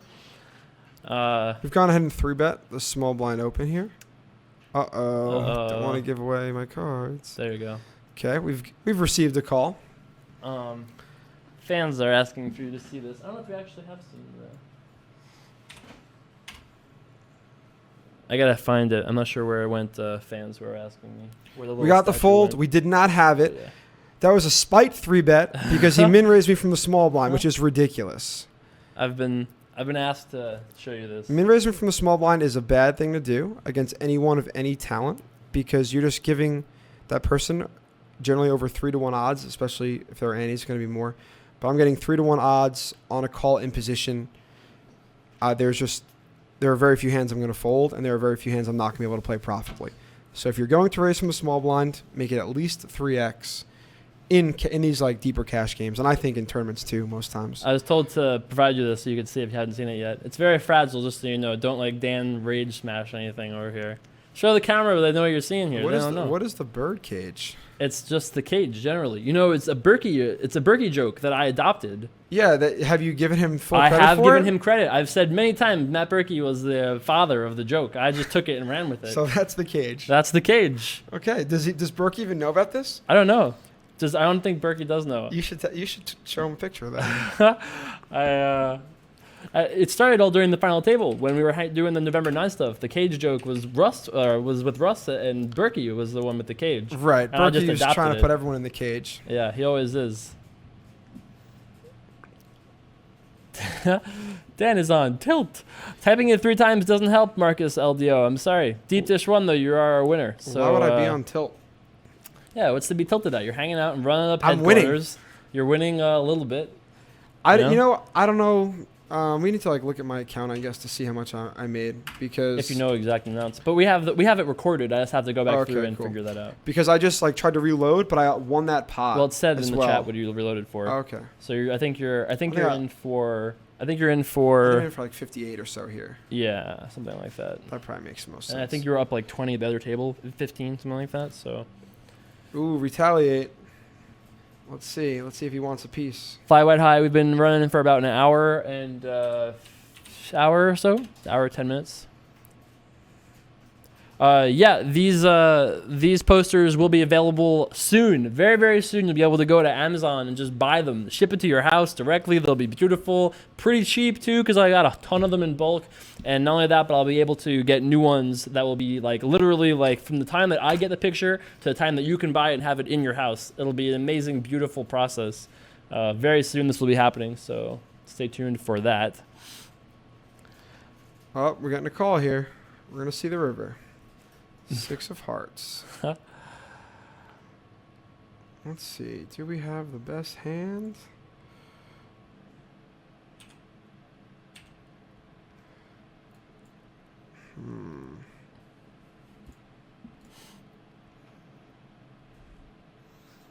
Let's see. What do we think here, Jay Carver? Don't say anything. I wasn't planning on it. Don't say anything. Let's see if we get retaliated on. A leprechaun. We've just shoved for almost 3 times the size of the pot. And it gets through with the Jack 10 high. Unbelievable. The courage shown there. This is what we get, giving Dan O'Brien the keys to the run-up bankroll on St. Patrick's Day week, I think. So anything can happen here, apparently. I did not believe that he had the flush. Yeah. Sometimes you gotta just ask, you know. Basically, I think if I'm betting there, I just need to shove because it seemed like he certainly wanted to call. Yeah. And and he very well could have had a reasonable hand. Do you not think that you could also have just bet like $20 in that spot, just like a 1.5 times over bet and been equally effective? Only definitely not less? Equally effective. Well, not maybe equally, but like similarly. Maybe more efficient, for sure. Sure. But I think that he's going to fold out just about everything besides a flush when I do that, and it just didn't feel, based on his. He only called 175 on the flop. Right. And then just called 5 on the turn. So yeah, you don't think he's ever going to be too strong there? I mean, of course he could have a flush, but right. I just don't think he's going to have it very often. Yeah. You think he check raises flop or folds turn or something sometimes? Right. Or just like leads the river just because it's kind of a tough card for me to bet. So he's going to have flushes sometimes, but just not very often. And I think he's going to fold just about every hand besides that. Makes sense. You showed him heart and commitment. I didn't realize this was 4-handed. I thought it was 3. I would have just checked. You probably shouldn't say that. just a little advice. You might not. Well, I'm checking now. Yeah, there you go. No bink bell because, like Dan would say, it didn't make a difference. He made it happen. There's no bink to be had. Yeah, what bink did I get there? You don't need the bink bell when you're shoving 3 times pot on the river with Jack high. That's right. Okay, we don't have it here. What's up, Jesse Will? High. Yeah, did you miss a lot of sidekick jokes? No, not yet. I don't think. No. What's a sidekick joke? I think you have to wait for them to, I guess, tell you. But very sidekick kind of feeling where I'm like in the back seat here, you're doing your thing. It's a interesting perspective we've got going on here as well. You're the Robin to my Batman. As of this video, seems like that's the case. Seems like that's the case. Somebody was asking before about if you have any plans to do more video stuff. Like we did bracelet hunting last year. We did the final table together as well. I don't know. Are you even going to play poker this year at the World Series? I might do it a little bit. I already started doing it last summer, but maybe I'll get back into it a little bit this summer. I don't know, man. I feel like you should just learn it from my life and just realize that there are other ways. You have a bigger edge in like life and talking than you do in poker. I'm just saying. I think you do. Maybe you do. You don't think you do? I enjoy talking, sure, but you're a poker player. You have to play poker. I mean, what if you're not playing poker? Then why does anyone care? Well, I guess, but man, I'm just like so. out of control with my mouse here. Yeah. Your micro needs some work, bro. I like playing cards, man. I want to make a lot of money. That's what I'm trying to do here. It's not easy, but we're trying. You don't think? Yeah. I mean, obviously, I guess that makes sense. But I've always felt that, like, you have such, a unique type of, like, personality in poker. You could do so much more with videos and stuff, Yeah, but I don't really... People love you or hate you, but they care either way. I had it there. I had the ace and the queen. Can I show it? Yes. Yeah, you got it. It's a pretty big squeeze, but number one, there are 3 people that I'm squeezing out of position, and number 2, he only min raised, so... No, I think raising is definitely the correct play. I think Right. I would have made it like 7 and not 8, but it's the same thing anyway. $7, yeah, big difference. I was just saying, Yeah, I like playing cards. I'm not gonna do these video things like you do. I enjoy coming on them, but this is a lot of work. I mean, have you shown them your setup, right? They've seen pieces of it, but I'm certainly not gonna dedicate my life to this setup. So I'm glad that you have it. Gives me a great gives you a platform to come and enjoy myself every now and then. That's right. But I'm just far too lazy. That's why I play poker. I mean, no one tells me to do anything. It's great. I play whenever that has been I the want. hardest part for me in the last 9 months, is that, like, having to do something 5 days a week. That's not been the easiest thing for me. Not at all. Yeah, 5 days a week. Wow. Would you ever join us for, like, a live event? We had the thing at Red Rock. You didn't come to play that, right? You didn't play that thing we did in Red Rock a month ago or whatever. A month ago. No, I don't think you were there. No, I think I was on the road. But I've played something at Red Rock at some point. We're going to try to do more of those live cash game stuff or live tournaments at Red Rock. Those were pretty fun last time. Yeah, I think there's something coming up at Red Rock that I'm going to be a part of. Trisha wants to know how we're doing this session. We are probably up about like 20, 15, something like that. Yeah, something like that. 10, $20 right now. We still got 2 posters here to give away. We're going to give away another one in a minute here. Figure out, I guess, how we should do that. I'll probably stick to the raffle thing for the time being. We'll just do the old... that was a... I thought that was okay. We'll probably do another raffle, I guess, in a minute. So stay tuned for that. Oh. it just gave you the old pile. That's funny. Pile, I don't have it. Pile I wonder if he knows what I had, because I didn't show the table. Only the live stream knows. Yeah, I can do that. You can't. For It's too late now. No, it's too late. You can't see it anymore. Didn't have it, unfortunately. Well, no. Someone asked me so you could see bet sizing. Oh, I gotcha. Dude.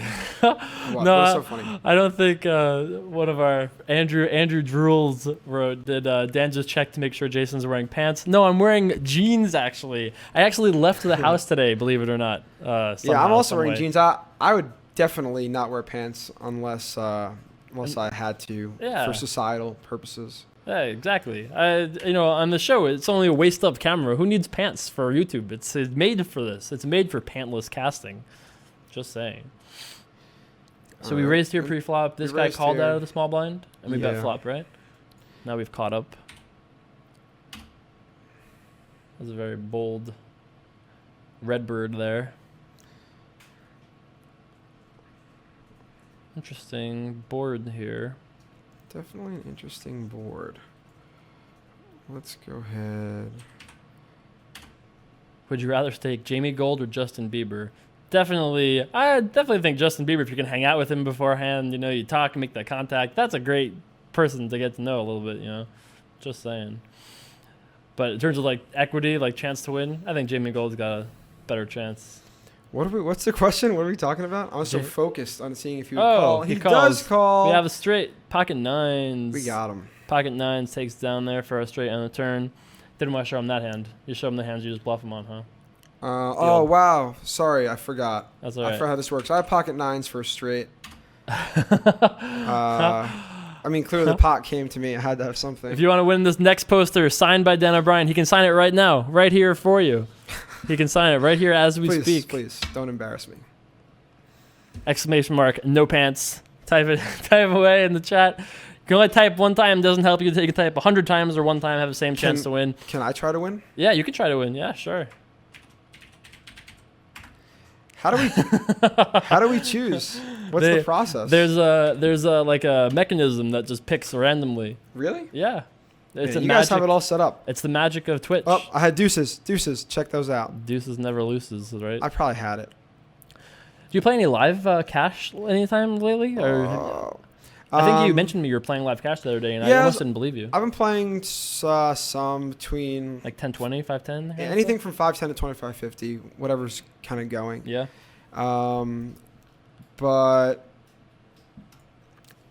again, one of the problems with not having a boss and being able to do whatever you want whenever you want is that sometimes you just don't do anything. And the things that you're supposed to do, like going and playing and making money.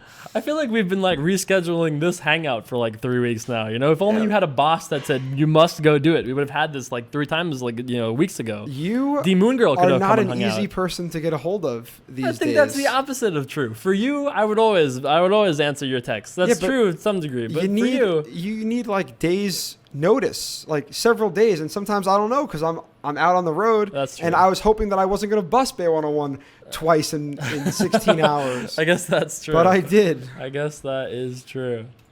All right, retaliate. Let's see what we can do here.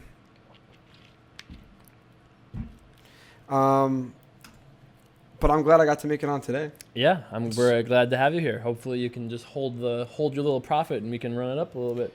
Well, yeah, someone has to. Somebody's got to do some work around here. I don't think Danielle won when she was here. You'd be the first guest bankroll runner to do some work. Really? Okay. Yeah. Didn't I win? Have I played on here before? Probably not. Never for us. We've only had Demon Girl. You're the second one. Okay. Let's see what this gentleman's going to do. I avoided the pun there. Being from Toronto, I guess we'll finish this hand before we ask more questions. It's really hard to, what's it called? Let's see. It's really hard to talk about the hand without saying what I have, I guess. Yeah, I think talk more generally about it. Yeah, I mean, I think we talk about the hands after the hands usually. I mean, I had an option to stream with a delay, but so you could talk more about your hands and stuff. We had it this time. I mean, what's your thought process here between check raising, flop, and check calling? Or, like how do you weigh that decision in your mind usually? Well, really it's about range control. And if I'm just I don't even know. It's hard. It really depends on like who I'm playing against at this level. No, I think it definitely depends a lot on the opponent and like your history, the dynamic, like I think that this is why this sucks. Is I was just about to 3-bet this guy, but since I literally clicked fold for a minute, and then I was going to decide to 3-bet. I couldn't do it just in case he's watching. He's definitely watching. That's brutal. That's definitely a run of order. I should have 3-bet that hand. Yeah. I think you could have also called too, but we'll talk about that. I could have done anything, but once I clicked fold, I couldn't do it. Yeah, once you click fold, yeah, sure. So basically, if I'm flatting there, then he's going to think that I have 7-7 board. Right. Yeah. If I could just call out of position on A7-7, he's going to think I have it like 99% of the time. And it can be anything. It could be a 7, it could be an ace, or it could be, even like pocket 8s or some other pair that I'm getting stubborn with. But if I check raise, then I can be bluffing. Sure, of course. And I will bluff there sometimes because it's really hard for him to continue without an ace. But seeing as he's probably not going to be able to continue anyway. So if I just call and he doesn't have an ace, and he's probably just going to give up anyway. Shut down anyway, right. But so I'd rather just kind of hope that he has something and doesn't believe me. Right. Seems like the way to go most times in that spot. Of course, you have to change it up to balance every now and then, but for the most part, I think that's the play. FSU 420 is talking about the live at Red Rock stuff. We will do stuff with that live Red Rock stuff again in the next like month. There's gonna be another event. There was a bit of a weird thing. We were gonna do an event and then we didn't do an event. We just had the second winner. Look at this guy. He's not watching. Oh, BB Kings, you liar. What are you just listening? It's a radio show over there. Unbelievable. We had 113 entrants for the second round. We gained 30 in between the two. Do you want to announce the winner? Should I do it? It's the middle one. Middle one? Yeah. This name? That's the name. The winner of this poster. Which one is it? We give him the second one. Sure. This one? Yeah, why not? How many are we giving away? 2 or 3? 3? 3. Okay. Oh, this one's really cool. The brawl. Let's see. That's right. The winner of this esteemed poster. Signed by Dan O'Brien. The elusive signature. Very elusive. Very elusive. Is Pronios Pronios. That's Pronios. You have won. Congratulations. Right. Congratulations. Send me a message somewhere, either email, Facebook, Twitter. IRC is actually fine as well. If you guys enjoy this chat and stuff, you can come hang out with us all the time on Syn IRC, SYN IRC. We're in the channel Run It Up. Come hang out 24/7. There was like 50 people in there as of before the stream talking poker and stuff like that. So you can come hang out with us there if you like. We have one more poster left to give away. Pronios is looking happy over there. How could he not be? You know. Do you see all the stuff that you're talking about in this Syn IRC? This is why I don't have a video show. It's not for you. Yeah. It sounds like a lot of stuff to know. I don't want to know any of that. People want to hang out and they want to talk and they want to gossip about Dan O'Brien's huge, crazy overbet bluffs. You know, the people want to talk about these things. That's where you go. You can just invite me over here and I don't have to do anything except show up. Well, that's what we're trying to do. We got a little platform here. Are you going to be filling out a bracket to win $1 billion? I don't know what that even means. Is that a basketball thing? This is what happened. Another reason that that I don't want to do this is because you apparently live under a rock. That's true. Quicken Loans is giving out $1 billion if anyone gets a perfect bracket this year in the NCAA tournament. Paid over 25 or 50 years. I think 25. Or I think actually 20. What a silly promotion that is. Yes, and here's why. If it were if every game were 50-50. Yeah. Coin flips, then the odds against it would be, I think there's somewhere around 9.5 quintillion to 1. Oh, okay. Very hard. Yeah. However, if you know basketball at all and realize some of the odds in the tournament, which clearly they said for an expert it's around 128 billion to 1 they estimate. Oh, is that all? So it's obviously very unlikely.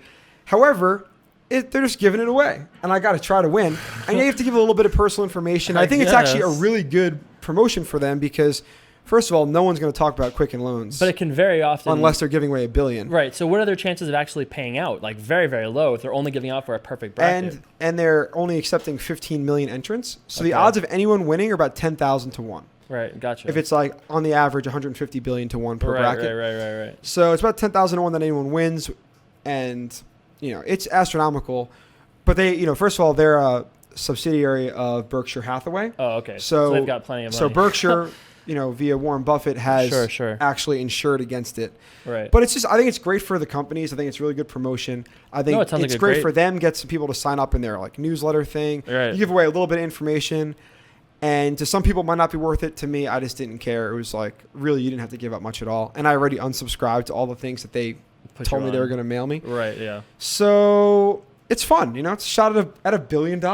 And I already swapped 2% with Oh my God, you're swapping. Pratouche. Oh my God. That's the kind and that's the only joke. swap I made so far. But I'm going to swap probably five also with my roommates. Ugh. How can you not swap? It's so much money. No one needs that money. I need more chances to win that much money. I feel like if you won, you would just support crazy, stupid ideas of mine. It would be like swapping already. What would you do with $1 billion? You wouldn't have any clue. If I won $1 billion, then yeah, I would do plenty of things for you. But if you won $1 billion, I need to swap with you because you would absolutely hoard that money. I would never see any of it. Look at what I would do with it. You would have even a better chair to sit in when you came on the show. Yeah, exactly. That's why we need to swap. Although with you, it's probably not even worth swapping. Yeah, you passed out a pretty big edge, I would think. I mean, really, honestly, the best thing you can do, if you don't know anything, is just pick all the favorites for every game. Yeah, sure, that makes sense. But the problem is that you actually can't do that for a promotion like this because there will be enough idiots that will do that. Right. And if that's the case, then you're chopping it. Yeah, and I don't want to chop $1 billion. Right. Yeah. I mean, if it's already 150 billion to 1 against, I want to make sure I get it all when I get there. That only seems fair. Yeah, only seems fair. So is there any, I feel like, you've got a pretty good reputation as the honest voice of poker. You just call it as you see it, something like that. I think so, but I don't know if anyone else knows about my honesty. I feel like you've got that pretty well established. Is there any topic or pet peeve or thing of yours that you're man, I hope that they fix this thing in the next year? Is there anything that's really gotten your craw that you're just I'm pretty happy with the state of poker right now. Yeah. I'm really annoyed about online poker and how it's just such a travesty to get these places to sign on. Obviously, we need more states involved. We need states to be able to come together more quickly, so we get the player pools up so that they're just increased liquidity helps everyone and quickly. And it's also, even in Nevada where it is legal, it's very annoying to basically, I think we've mentioned this before, but pretty much anything you want to update in the software just takes Oh, it's like so 6 annoying. weeks Yeah. to happen because you have to submit it. They put it through this whole test run, and then they have to go before a board who reviews the review. Right. And not only that, it's expensive. You have to pay this independent board to do it. Right. No, it's so not you easy. can't just change one thing at a time like you can on some of the sites that don't operate in this environment. So it's a little bit annoying, but I'm looking forward to what's to come. I think there's a lot of progress coming. I know Ultimate has some really big plans, and I'm excited about those. Sure. And then moreover, the industry in general, really hoping that California comes online. That would be huge if they did. Yeah, I mean, I'm thinking they're going to come on in around 12 months or so, because this year is an election year, so it's almost definitely It's very no. hard to do things, in election years. But I think early, like Q1 of 2015, I think looks pretty good from what I'm told. And that's huge because not only is that a big player in the market, but once they're on board, since they have such a high population, it might just tip the scales nationally. Oh, it's like a domino effect for sure. Yeah. Because so, if you're like Rhode Island right now, joining Nevada doesn't really bring that much income in, but joining California, you get, all of a sudden your players will play, you'll get a much bigger, revenue, I think. exactly. Out of it So I'm really excited about that. As far as live poker goes, I think things are great. Let's see. I'm trying to think if I even have any problems. I think it kind of sucks that the WPT Championship is not in Vegas this year, but only for me because the first I live year here. that I moved out, of course, they move it back to New York or New Jersey. Right. I think it's going to be better for the tournament that it's at the Borgata. I love playing at the Bellagio, but the way that they've run things is just such a disaster. Yeah, they've really done not Their a great cash job. games are great. I don't understand. They just need new management for tournaments. They just because- changed around management, didn't they, not that Really? long ago? I don't know because cash games there are great. I thought that Craig guy just took over. Maybe. But tournaments, they get almost no one to do anything there, and they're just so pompous about it. Yeah, right. It's like our way or the highway, and they don't listen to anyone. Forever, they were paying out 100 spots Oh, you in remember a that? 15K Yeah, it was crazy. or 25K. With 500 players, Yeah, they're you get- paying out 100 even spots. Yeah, even you get 400, and they pay out 100 spots. Yeah, right. And the way that they would respond when I would bring up my concern, where it's just I don't know what I'm talking about. Clearly, people want this when no one, even the amateurs, were like, this is so absurd. yeah, of They were course. just, they just really did a bad job, I think, for a while. So they kind of deserve to lose stuff like that. But it is annoying that it's so far away, but whatever. I've talked about this a ton, so I'll only talk about it for 30 seconds. First card off the deck is a dumb rule. They haven't changed that yet? It's still the same as it was? It's not in effect at World Series tournaments, which is great because that's where it's most important, I think, because it's such a big Right. group of It's a big people. You want to be room. able to move around, talk to your friends, Yeah, of course. whether they're playing or on the rail. Although I will say that if there are two people that were going to be particularly fond of this rule, it's probably you and me. I Right, think, exactly, because we're social butterflies. Yeah. But there's a lot of people like that, Yeah. and there's people who have fans like Negreanu and now yourself. Really, they want a We'll picture on the see. rail. They want to talk to you on the rail for a second. Yeah, right. And if you have this rule in place, it's just that extra 10 or 20 seconds. And Helps a lot, In yeah. 5-card games, it's really can be 20-second deals. Oh, I mean, think about it in yeah, of course. Yeah, any PLO, of those. draw It's- games. It's crazy how much of a difference that is. Right. So it's just dumb, really. There's no point to it. In cash games, it works where you don't even have to be there when it's Over. yeah, when the deal's done. If you get to the table by the time it's your turn, it's fine. Yeah. It works just fine. There aren't people holding up their cards behind them like a jackass just in case someone's walking behind. You protect Sure. your hand. It's not a problem. Basically, in my opinion, because I don't want to speak for anyone, this rule was adopted by the TDA because they wanted uniformity throughout the world. Yeah. And I know that Neil for the Neil EPT Johnson, / yeah. whatever it's called now, Global something or other, Right. wasn't going to budge. So they pretty much, cut a in. deal with them Yeah. so that they would come along with other stuff. But what they didn't count on is that people would say, hey, this is ridiculous. There's no sense to it. There's no Right. reason to make things uniform just for the heck of it. Right. It's yeah, some things are important, some real rules, but there's a lot of little rules that just don't need to be the same everywhere. There's just no reason to sacrifice Well, you look that. at there are so many different why does it matter if in some places you can't do this little thing and this has places have their own rules. I think that's fine. The answer- Major rules sucks. Right, obviously, exactly. The but- answer is it doesn't. You Right. can't make everything uniform, and I think the TDA has found that out now. Hopefully they'll go back on it. I doubt they will. I think it's going to be a little bit of a pride and power issue. So I doubt that they'll change it.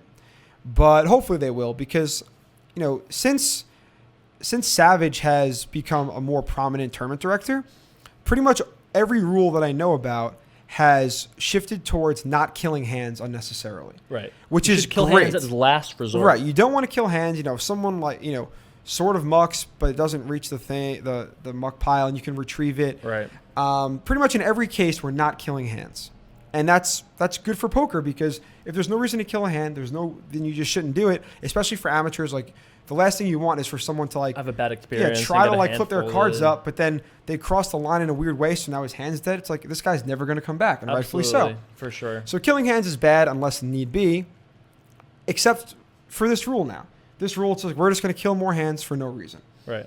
So it just kind of I keeps agree with things more that. constricted. There's just no reason Yeah, for it. I think you're definitely right. And I wrote, if you guys are actually interested in reading something way too long for a silly topic, I wrote a whole piece about it for Poker News right? on their website. Matt Savage wrote one also in defense of the rule. I wrote one that I think pretty much puts an end to it against the rule because I honestly don't see how anyone could argue with the points that I've made. And I felt like you had a pretty good argument. yeah, I haven't heard any reasonable argument against them. So yeah, but I'll leave that alone because you know I talked a lot about it at the time, and I don't want to like, keep harping on it. But I also don't want to forget about it and just have it be somehow ingrained in poker for the rest of time because it's just silly. That's my only gripe. There with live poker. was a pretty good question that was put up there by I think it was Morta Zed something like that. Okay. He said, do you think that there is any correlation between age and your prime in poker?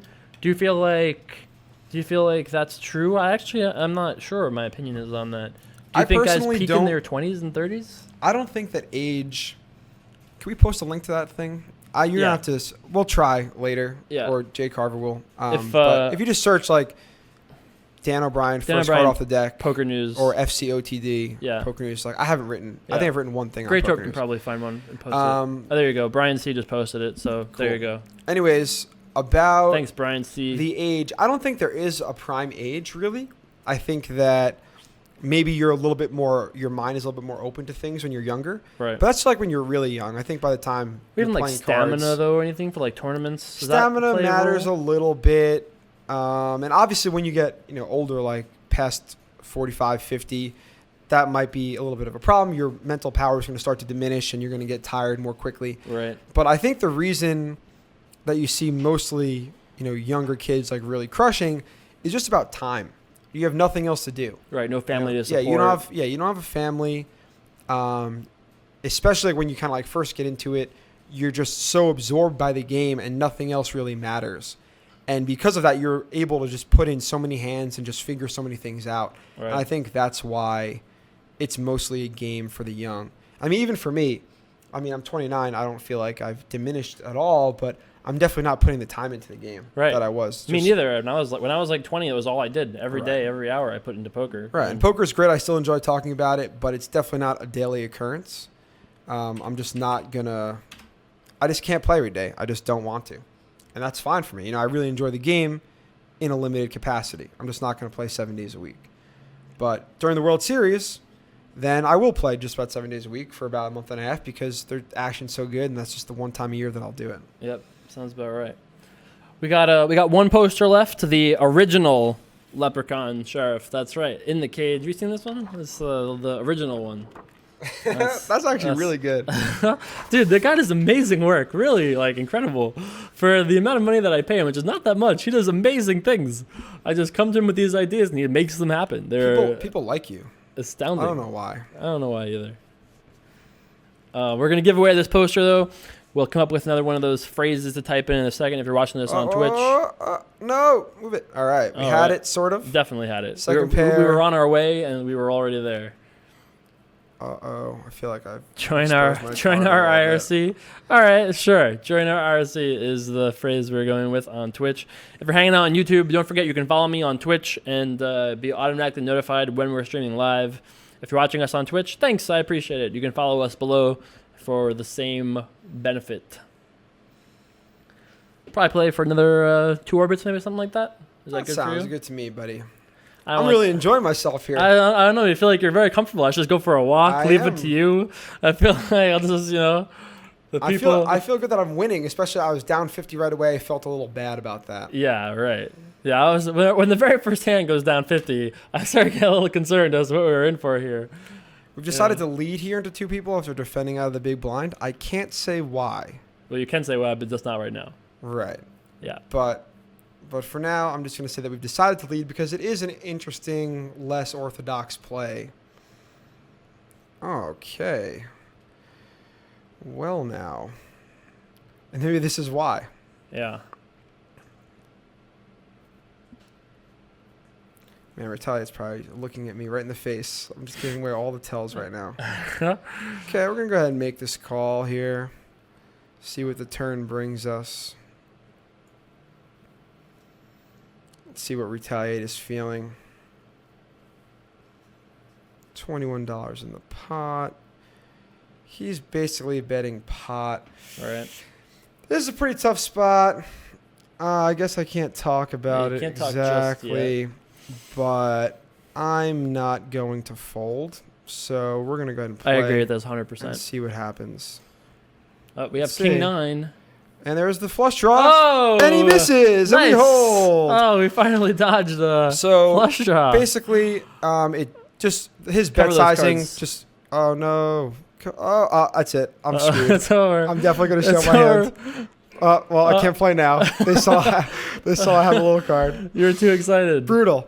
So that Best hand, hand won. He's first of all, I think he's going to be a little bit annoyed with me because I've been playing some. But I big think he pots played with his him. hand very reasonably, though. He made no mistakes. I think it seems okay. I mean, he had enough flush draw, 2 But I overcards. would just shove the turn. I don't know. People just bet like half stack for some reason. I mean, it's just to me, it makes it more obvious that he has a draw when he bets half a stack on the turn.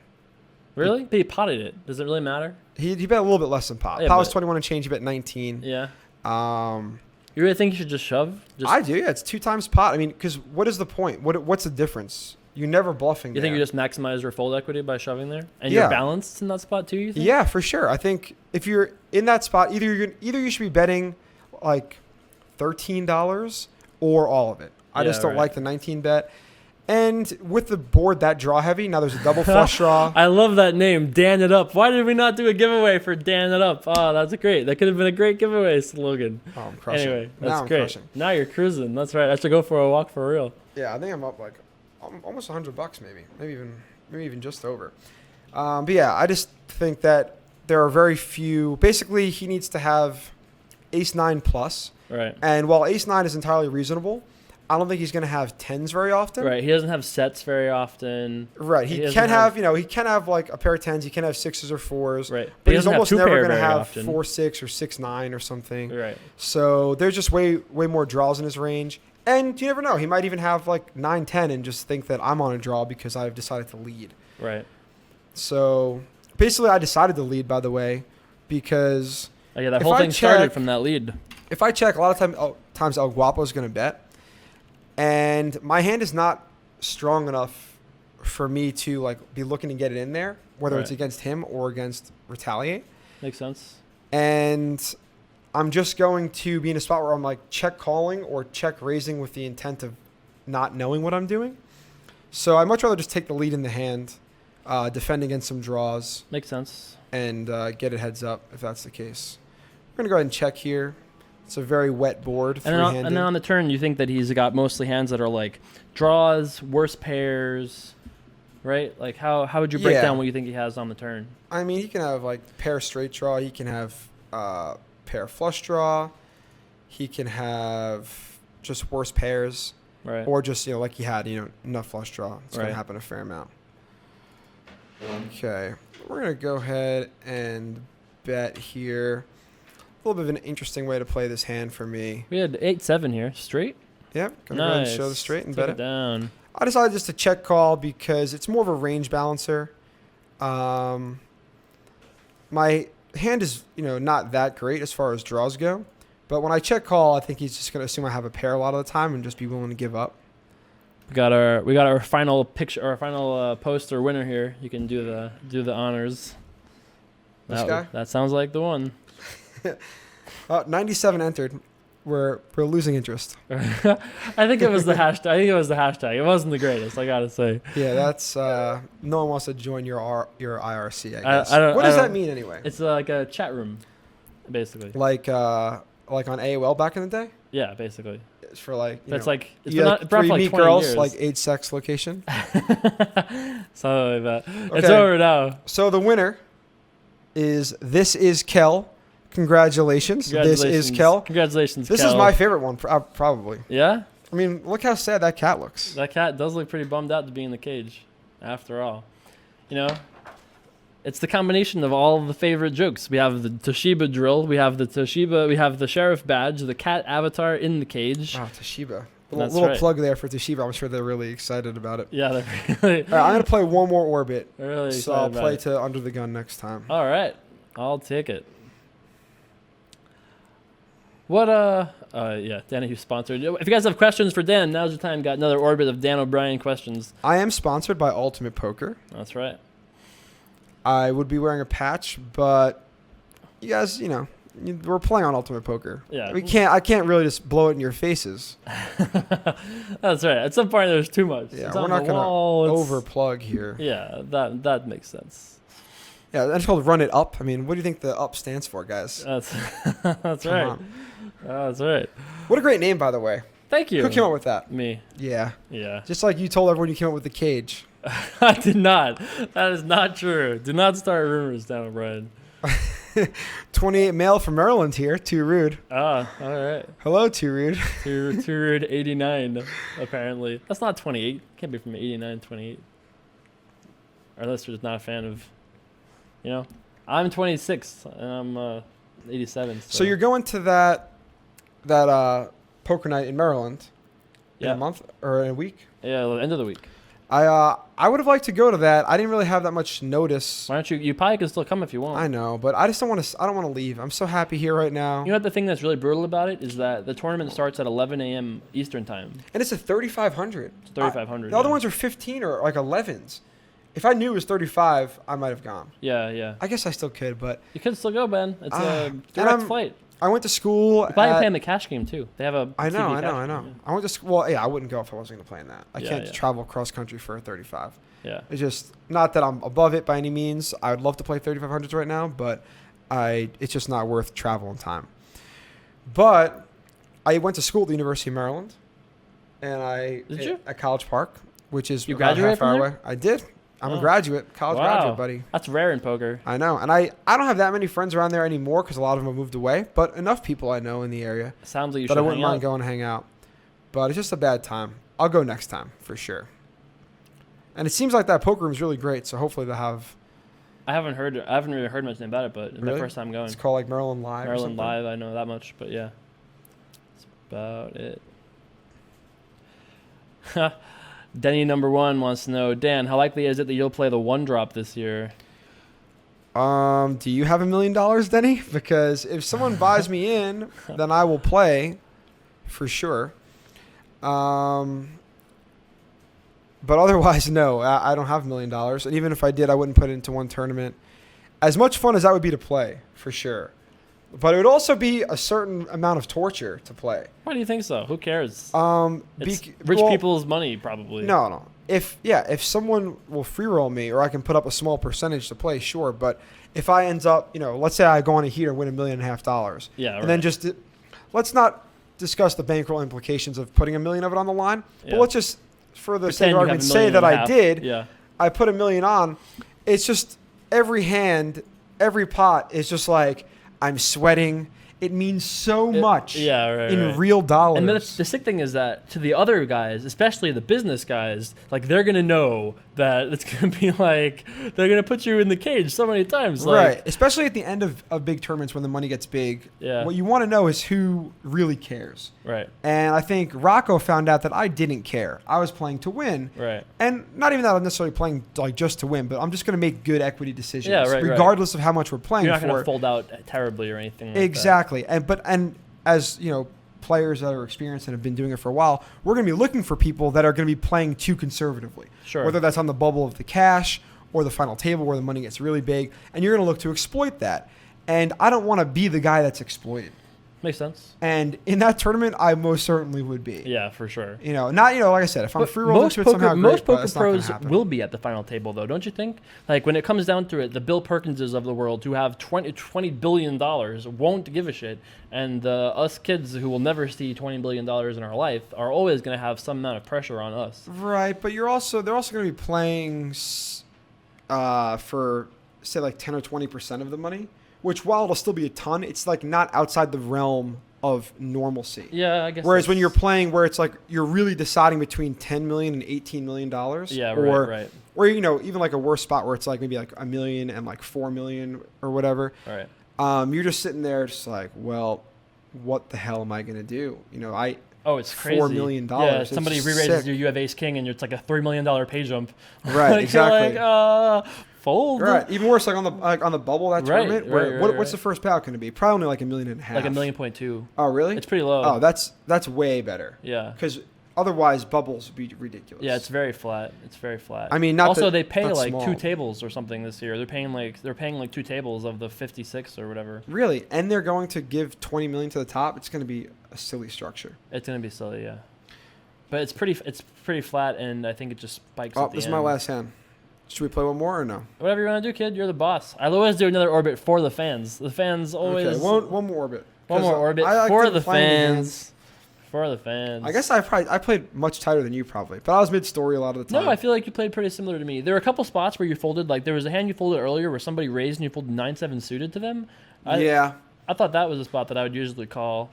He made it 4 times the blind at $2. And it was the guy BB King. Oh, it was 4 times? Yeah, I think it was under the gun. And actually, when I looked at it, I considered 3-betting. But calling like an early position against an early position big pot raiser. Here for Brian, BB Kings. Oh, that's a tough pair spot. flush versus flush. And now another smaller pair. Oh, flush gets there and the ace high's so going to take it. Pretty much a cooler, though. This is Kel is asking about how he gets the poster. Just send me a message somewhere, either on Twitter, Facebook, email, IRC.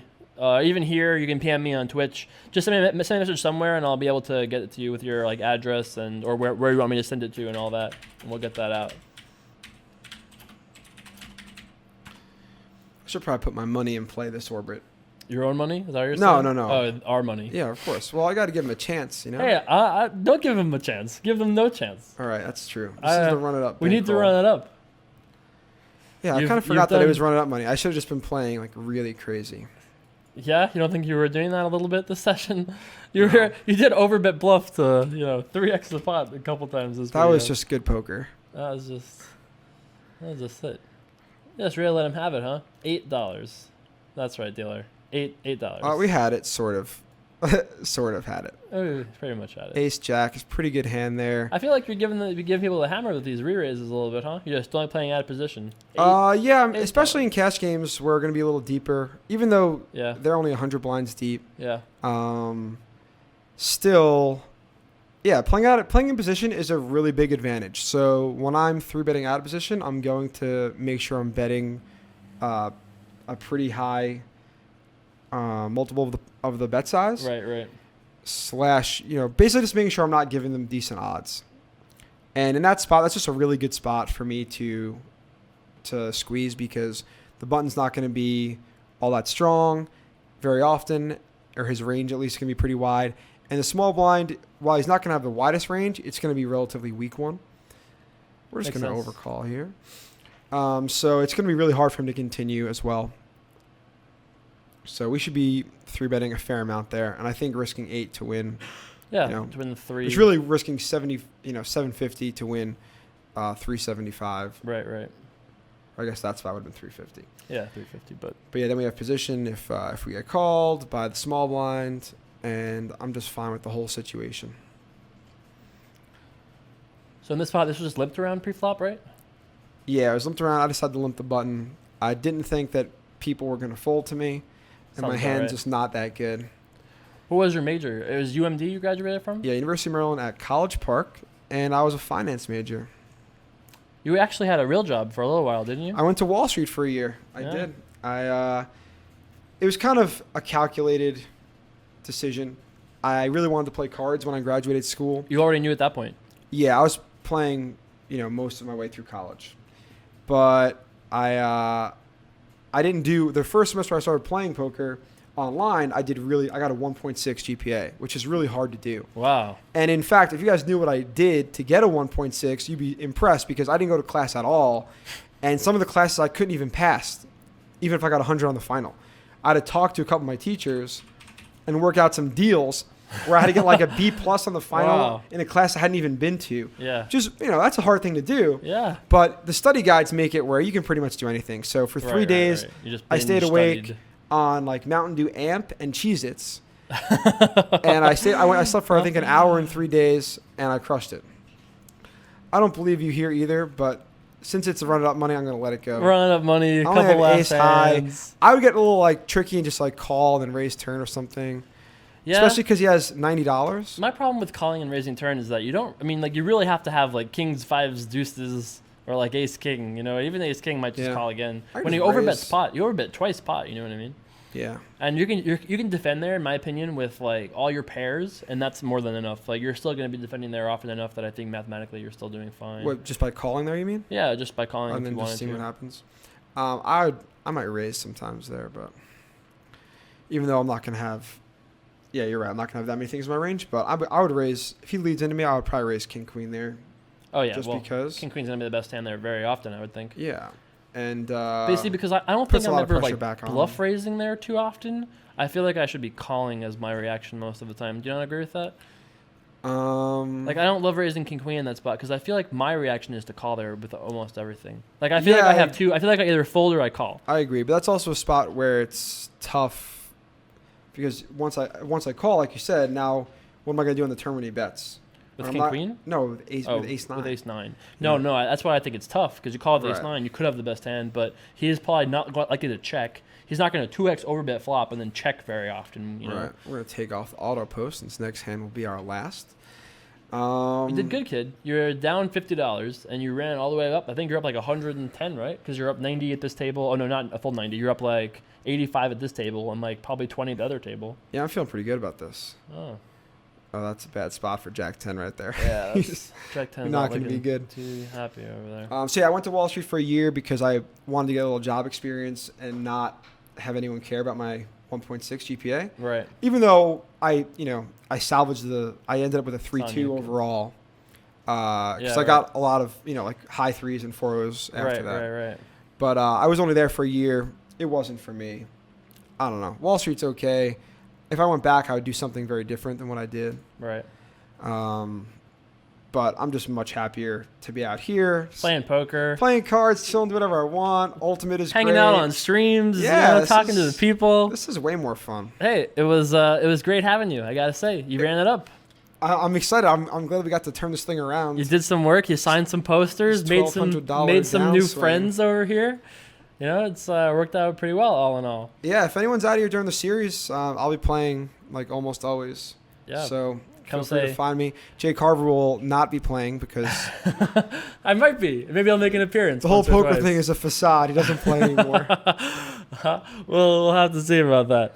But hey, thanks for watching, guys. If you enjoyed the stream, don't forget to tweet at Dan O'Brien Poker on Twitter and tell him thanks for hanging out with us. If you want to see Dan come back, let him know. We'll have him on the show as often as you guys can. Tweet him and let him know. If you don't already, follow us on Twitch. Follow us on Twitch and all the other good stuff. Anything else you want to plug particularly? I don't know. I feel like now I'm kind of on the spot like I should. Yeah. Oh yeah, I do some hands on Instapoker. If you guys want to download that, it's on iOS, Android now. Instapoker Coach. I don't know exactly what it's on there as. I've been kind of lazy making hand packs recently, but it's pretty cool because basically you go through your thought process during the hand and talk about Right. every decision you're making, why it's good, It's a why pretty cool bad. learning tool, actually. Yeah, all it's a in all. really great learning also, tool. Antonio has a pack, right? Yeah, Antonio has a few packs. Matt Berkey has some packs. Jonathan Little. So it's honestly a great tool. It's just that we haven't marketed it Right. at all because Yeah, apparently right, that's right. expensive. The guys who are running it are like Silicon Valley guys, and they really know what's going on in the business world, but it's still annoying because Yeah, I just want to put it out there. gotcha. But yeah, it's a great tool. I'll probably do something for it in the next month or so before the series, and then start tracking my hands a little bit during the series. If there's anything interesting, put it in a pack. Sweet. Well, thanks again for watching, guys. You're going to give us a little piece? You're going to do that for us? Because I can't really get to the camera. There you go. Peace. Thanks for watching, guys. Thank you. So you go to broadcast up there, Mm-hmm. and then you click. That's it. Nice. Hey, you did good, kid. Thank you. Just sign those 2 posters for me before you forget. I can't believe that you just leave this stuff here. Yeah, who cares? The camera doesn't go that far. What if it falls?